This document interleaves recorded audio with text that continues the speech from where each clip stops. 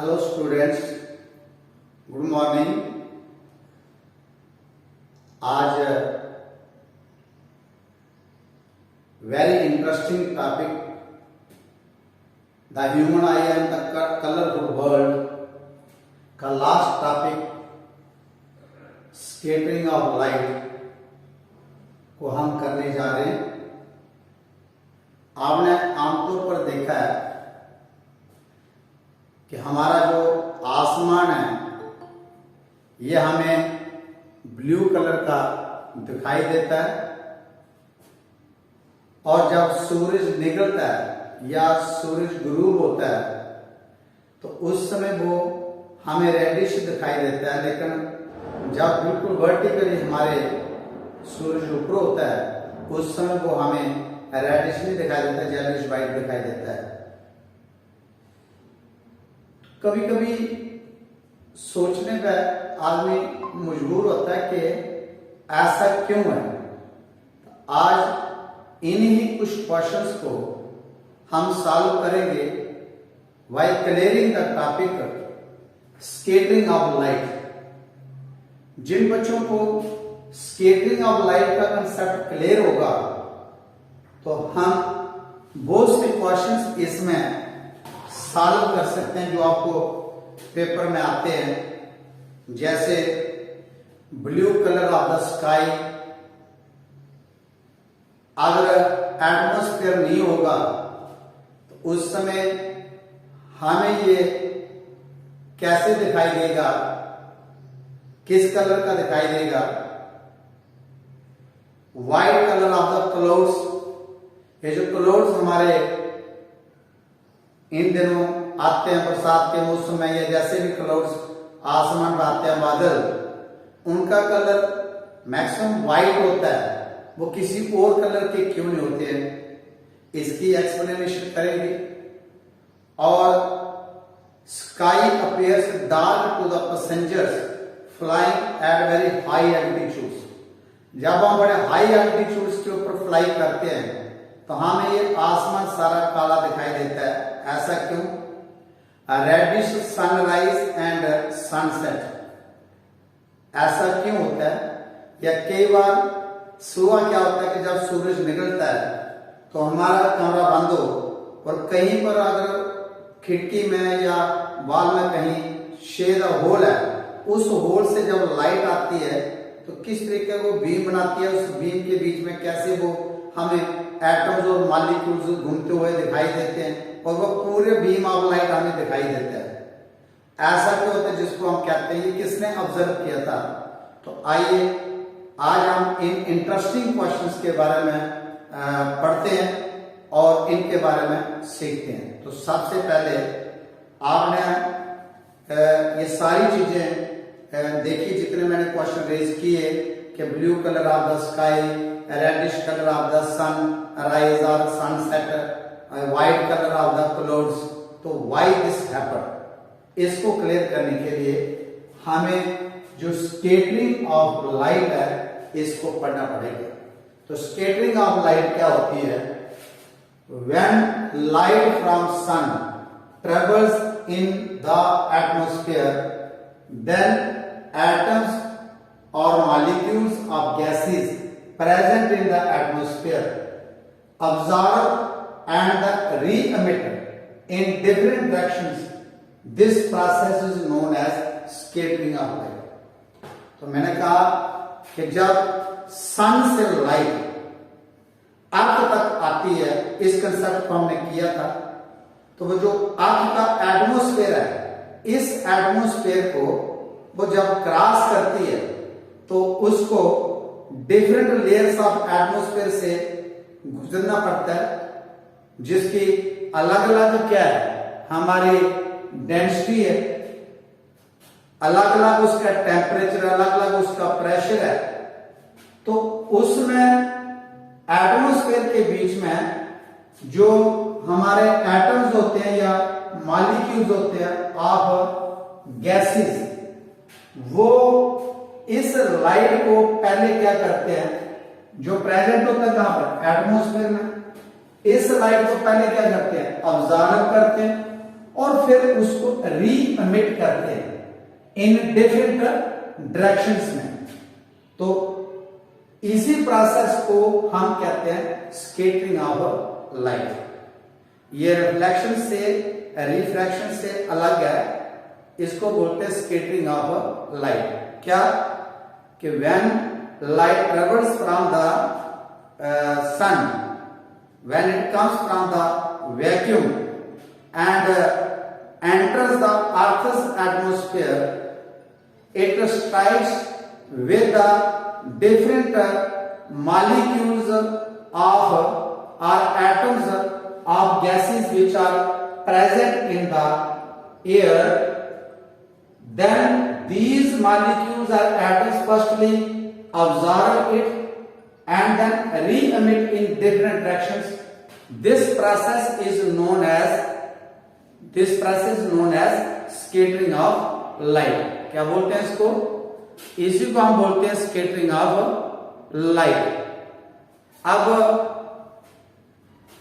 हम आपको बताते हैं कि जब ये लाइट एटमॉस्फेयर से पास होती है, कि जब ये ऑब्जर्व और री एमिट होती है, तो उस समय एक चीज चेंज होती है। ध्यान रखना, फर्स्ट चीज कि जो डायरेक्शन होती है, the direction of sunlight changes, उसमें उसकी डायरेक्शन चेंज हो जाती है।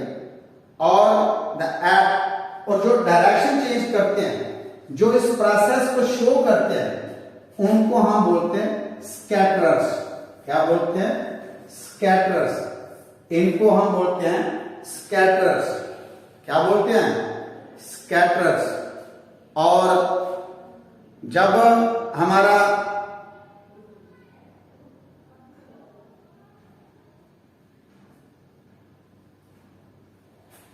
अब इसके बाद ये जो स्कैटरर्स होते हैं, एटम्स, स्कैटरर्स कौन सा हुआ? ये जो एटम्स हैं या मॉलिक्यूल्स हैं, इनको हम स्कैटरर्स बोलते हैं, जो इस लाइट को स्कैटर करते हैं, जो इस लाइट को स्कैटर करते हैं। तो उसको हम बोलते हैं, उसको क्या बोलते हैं? उसको, इनको बोलते हैं स्कैटरर्स, जो इस लाइट को स्कैटर करते हैं। तो इन स्कैटरर्स के कारण क्या होता है कि जो इनकी डायरेक्शन होती है लाइट की, वो चेंज होती है। पहला पॉइंट। नंबर 2, आपने ये याद रखना है, इस कंसेप्ट को सबसे पहले जॉन टिंडल ने देखा था। जॉन टिंडल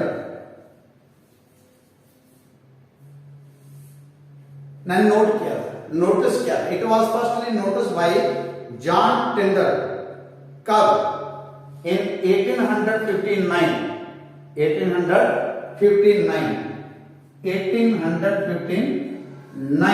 के बीच में जॉन टिंडल ने इस स्कैटरिंग प्रोसेस को नोटिस किया था।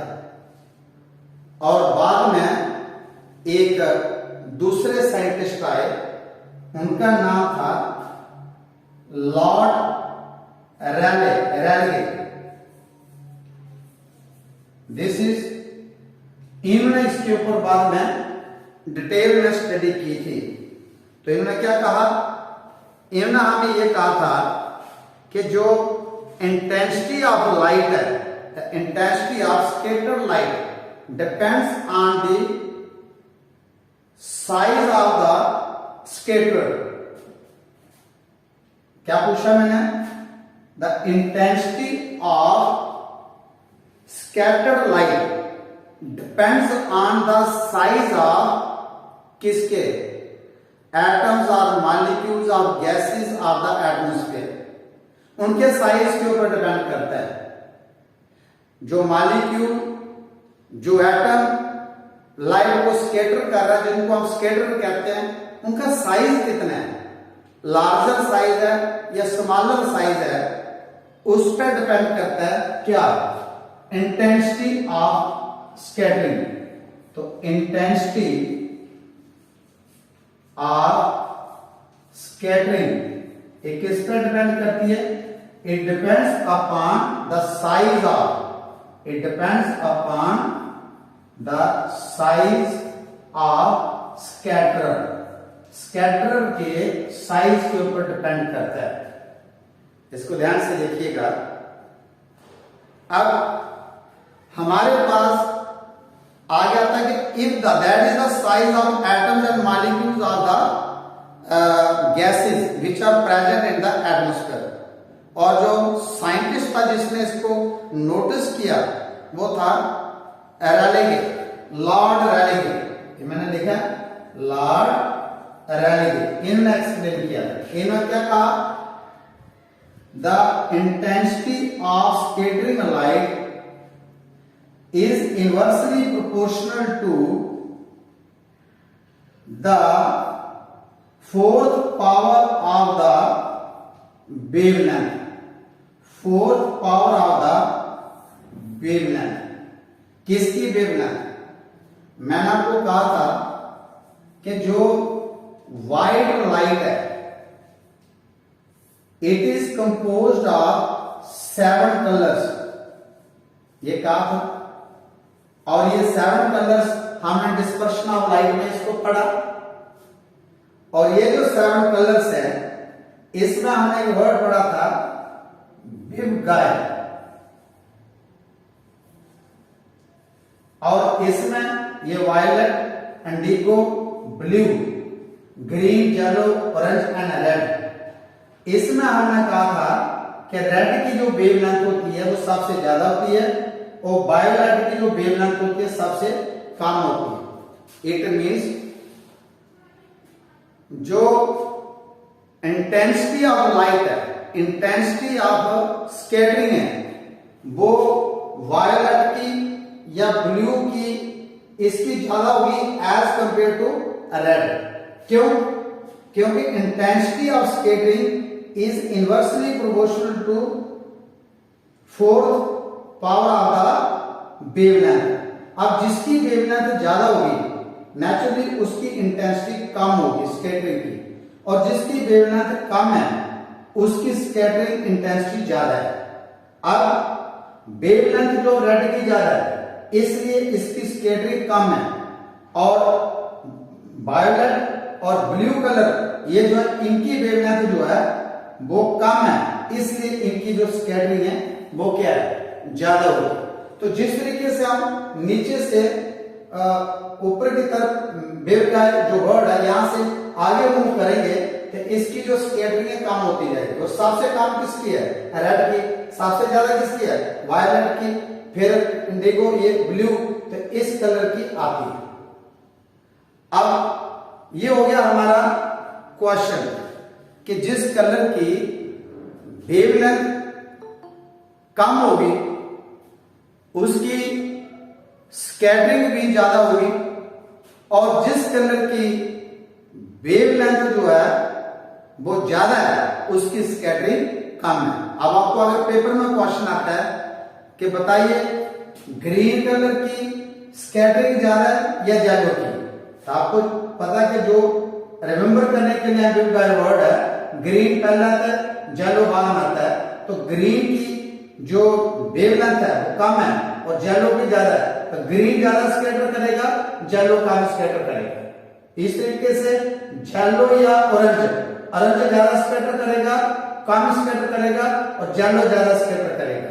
इस तरीके से हम इसको रिमाइंड कर सकते हैं कि जिसकी वेवलेंथ ज्यादा है वो कम स्कैटर करेगा, और जिसकी वेवलेंथ कम है वो ज्यादा स्कैटर करेगा। अब ये जो स्कैटरिंग प्रोसेस है इसकी कुछ आपको एग्जांपल्स मैं आपको बताता हूं कि कुछ इसकी एप्लीकेशंस है कि वो कौन कौन सी एप्लीकेशन जिनको हमने इस प्रोसेस के थ्रू पढ़ना है। तो सबसे पहले आप देखिए कि मैं आपको बोलता हूं कि सबसे पहले हमारा एक क्वेश्चन आता है, मैंने कल के क्वेश्चन आपको लिख के भेजे हुए हैं। Blue colour of the sky, blue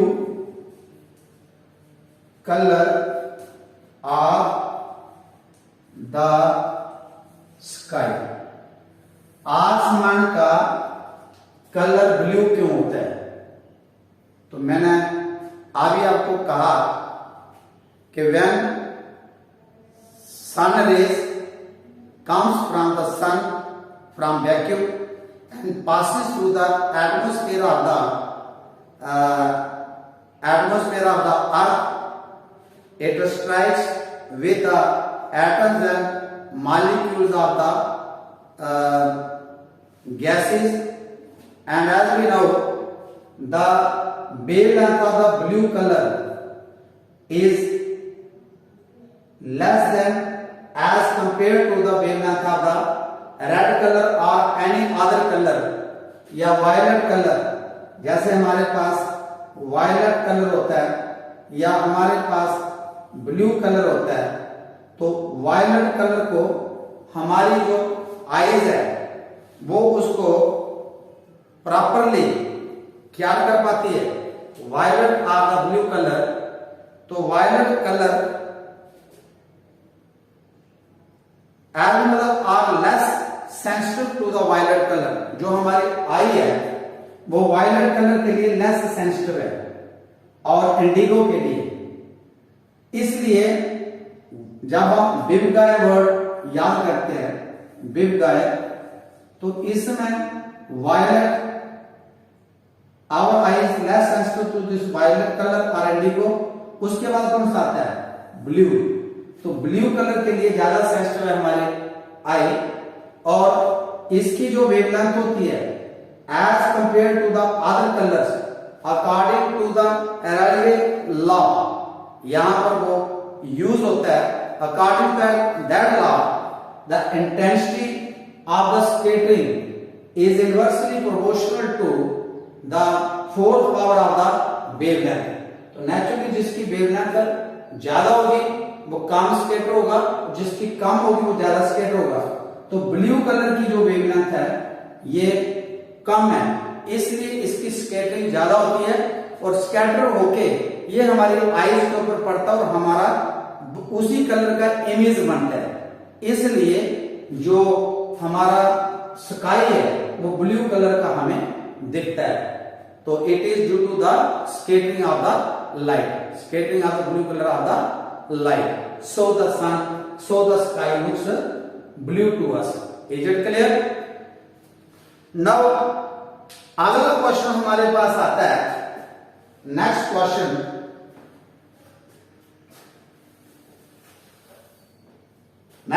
हमारे पास आता है कि अगर एटमॉस्फेयर ना हो, कि स्काई वुड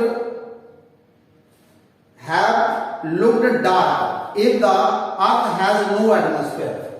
तो आपने लिखना दूसरा क्वेश्चन ये है कि what will happen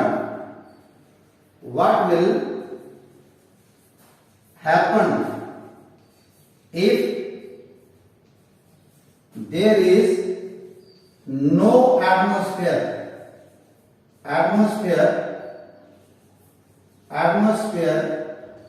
of earth।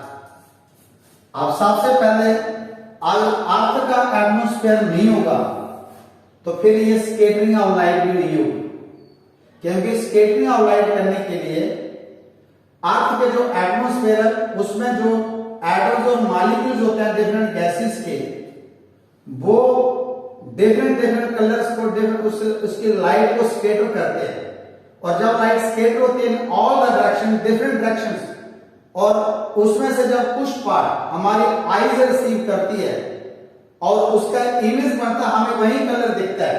तो अगर एटमॉस्फेयर नहीं होगा तो वहां पर कोई भी मॉलिक्यूल नहीं होगा, कोई भी एटम्स नहीं होगा और स्कैटरिंग नहीं होगी, तो वो चीज हमें डार्क दिखेगी। तो फिर क्या होगा, if there is no atmosphere of the earth then the whole universe seems to us is dark, वो हमें डार्क दिखेगी। ये था दूसरा क्वेश्चन। अब आया हमारे पास तीसरा क्वेश्चन कि why clouds are white। बहुत अच्छा क्वेश्चन है। अब हमने पहले कहा कि why the sky is blue। आपको पता है कि स्काई जो है ये हमारे अर्थ के एटमॉस्फेयर से बहुत दूर है, काफी डिस्टेंस है, और जो सन से लाइट आती है उसको भी वैक्यूम से एटमॉस्फेयर से गुजरना पड़ता है। और उस समय क्या होता है कि हमारी जो और वो जो गैसेस के स्मॉल एटम्स होते हैं, स्मॉल मॉलिक्यूल्स होते हैं, जैसे जैसे हमारी डेंसिटी हम एटमॉस्फेयर के बीच में अर्थ से जैसे जैसे ऊपर की तरफ चलते जाएंगे तो हमारी जो एटमॉस्फेरिक लेयर्स होती हैं उनकी डेंसिटी, उनका प्रेशर, उनका टेम्परेचर, उनका रिफ्रैक्टिव इंडेक्स, इसमें फर्क आता है। और जैसे जैसे हम इंक्रीज करते जाते हैं, हाइट की तरफ चलते जाते हैं, तो ये जो डेंसिटी होती है, रिफ्रैक्टिव इंडेक्स होती है, डिक्रीज होता जाता है। और एक स्टेज ऐसी आती है कि ये रहता ही नहीं। और फिर जब डेंसिटी कम होती है तो जो एटम्स होते हैं, मॉलिक्यूल्स होते हैं, उनका साइज भी रिड्यूस होता जाता है। तो जब लाइट सन से आती है तो सबसे पहले ये उन स्मॉल मॉलिक्यूल्स को स्मॉल एटम्स के साथ स्ट्राइक करती है और ये स्कैटरिंग होती है जो हमें डिफरेंट कलर्स में दिखाई देती है। लेकिन ये जो क्लाउड्स होते हैं ये अर्थ के एटमॉस्फेयर के अंदर ही होते हैं। ये हमारी कई बार ऐसा लगता है कि हम टच करते हो जा रहे हैं। इनका अर्थ के एटमॉस्फेयर के फर्स्ट लेयर के बीच में लाइक करते हैं। ये इतनी ज्यादा दूर नहीं होते हैं। और इनका जो ड्रॉपलेट्स होते हैं, इनका जो साइज ऑफ एटम्स है, इनका जो साइज ऑफ मॉलिक्यूल्स है, it is bigger as compare to the size of atoms and molecules of the other layers which are touching the vacuum or with the space as we move from earth towards the space। तो इनका size कम है। तो इसलिए due to the bigger size of the droplets और bigger size of the atoms and molecules of the atmospheric gases और these तो then the whole light is scattered. जो white light आती है वो पूरी की पूरी लाइट स्कैटर हो जाती है। और जब पूरी की पूरी लाइट स्कैटर हो जाती है तो आपको पता है जब पूरी लाइट स्कैटर हो जाती है और एक साथ कंप्लीट लाइट हमारी आईज के ऊपर पड़ेगी तो कंप्लीट लाइट का जो कलर होता है, जब सातों रंग आपस में मिलते हैं तो उसका कलर व्हाइट होता है। इसलिए जो क्लाउड्स होते हैं these are white in colour, these are white in colour. तो clouds consist of large water droplets and large dust particles because clouds are at lower height। इसलिए जो whole light gets scattered and the whole light is in white in color as we have read in the previous lectures।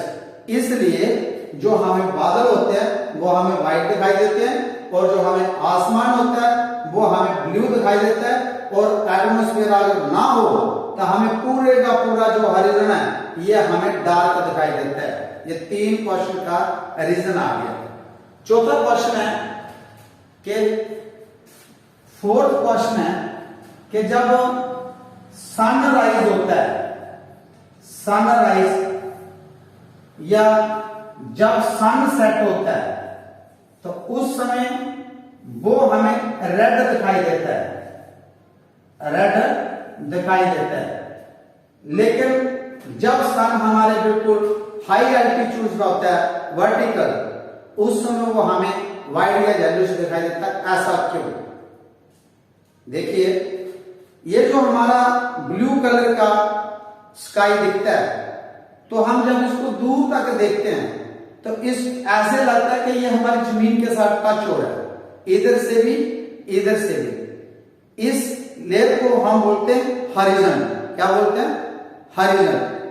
और जब वहां से सन जब rise होता है तो उसको अर्थ तक पहुंचने के लिए काफी दूरी तय करनी पड़ती है, काफी दूरी तय करनी पड़ती है, चाहे वो सनराइज हो या सनसेट हो।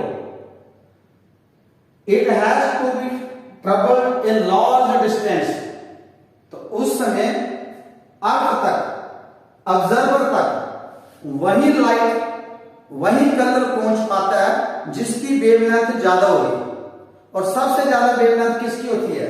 रेड कलर की। इसलिए उस समय हमें रेडिश वो दिखाई देता है, क्योंकि उसी कलर की लाइट यहां तक पहुंच जा पाती है। बाकी कलर की जो लाइट है वो पीछे ही स्कैटर हो चुकी होती है, ऑब्जर्व हो चुकी होती है कम वेवलेंथ की।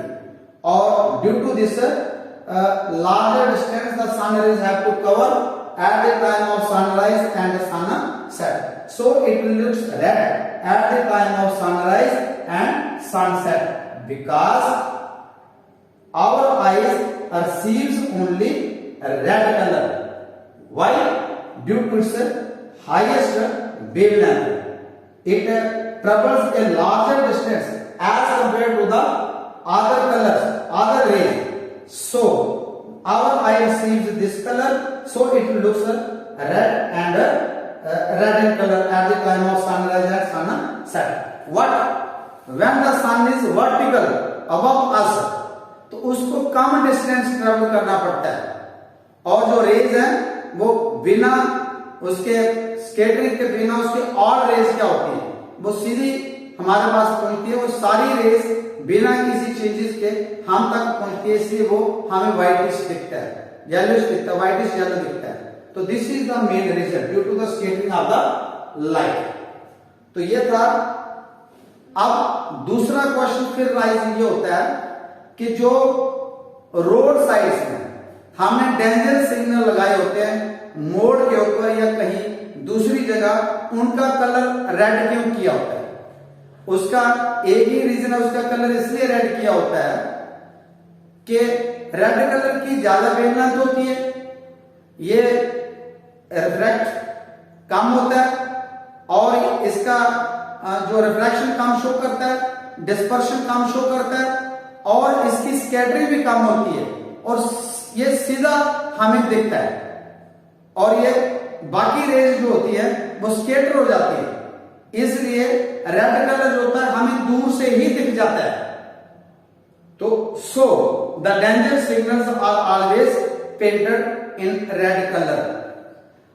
Out of the 7 colours present in the white light, the wavelength of the red color is maximum, and due to maximum wavelength of the color is scattered least while passing through the atmosphere. Hence, other colors can be seen, red color can be seen from the maximum distance. तो मैंने यही चीज आपको बताई कि due to its highest wavelength, it reaches the earth stayed without any changes. So it looks from a very larger distance to us. इसलिए जो danger signals होते हैं वहां पर हमने रेड कलर से पेंट किया होता है, इसलिए ये कलर दिखाई देते हैं। तो ये था। अब एक क्वेश्चन और आएगा, जब कोई भी पैसेंजर एरोप्लेन में इस अर्थ के एटमॉस्फेयर को क्रॉस करके स्पेस में जाता है, तो स्पेस से उसको ये जो आसमान होता है, स्काई होता है, ब्लू नहीं दिखता है, उस समय उसको ये डार्क दिखता है, उसको ब्लैकिश दिखता है। क्यों?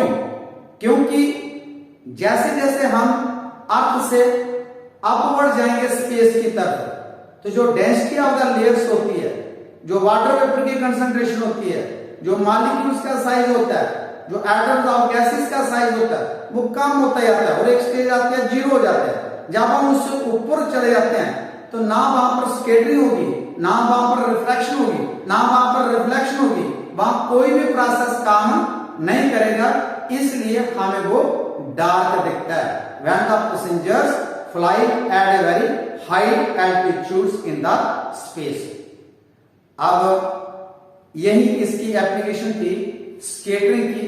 आज बड़ा इंपॉर्टेंट क्वेश्चन हमने किया कि स्कैटरिंग प्रोसेस क्या होता है, स्काई ब्लू क्यों दिखता है, रेडिश सनराइज एंड सनसेट क्यों होता है, क्लाउड्स जो होता है वो हमें व्हाइट क्यों दिखते हैं, या डेंजर सिग्नल जो होता है उनको रेड कलर में क्यों रखा होता है, sky appears black to passenger flying very high altitudes, ऐसा क्यों होता है?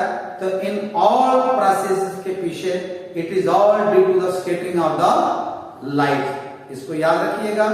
तो इसी के साथ हमारा जो सेकंड चैप्टर का बड़ा मजेदार टॉपिक था स्कैटरिंग ऑफ लाइट, वो खत्म हुआ। अगर मेरे ये लेक्चर आपको अच्छे लगे हों तो आप इनको